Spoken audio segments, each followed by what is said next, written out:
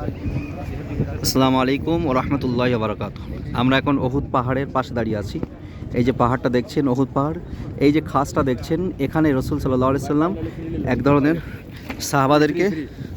একদল সাহাবাদেরকে দাঁড় করিয়ে দিয়েছিলেন, যে যাতে করে অন্য কাফেররা পিছন দিক থেকে আক্রমণ না করে। তারা সরে যাওয়ার কারণে এখান থেকে কাফেররা আক্রমণ করে রসুলকে আহত করেছিলেন। সেই পাহাড়, সেই পাহাড়। এখানে একটা মসজিদ আছে, যে মসজিদকে আমরা দেখছি।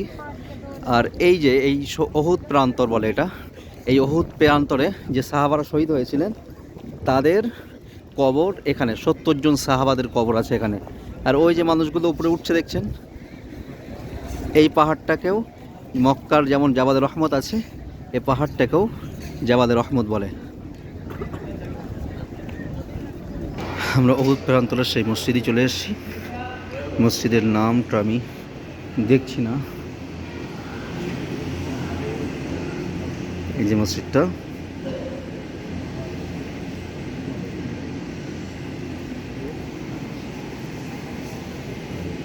দেখেন কত সুন্দর। মসজিদের মধ্যে ফ্রিজে পানি রাখা আছে। এখানে দুটো, ওই পাশে দুটো আছে, ওর ড্রামের সামনে ওটা ফ্রিজ। এর মধ্যে নামাজ হয়, ওখানে ইমাম সাহেব নামাজ পড়ান। একটা মেহরাব আর মেম্বার পাশাপাশি আছে।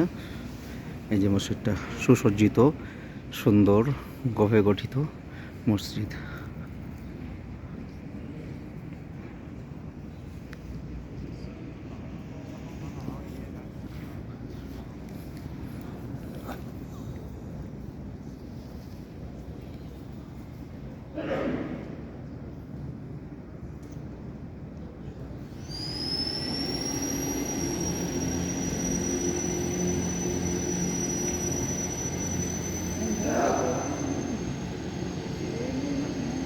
Ini mana Pak?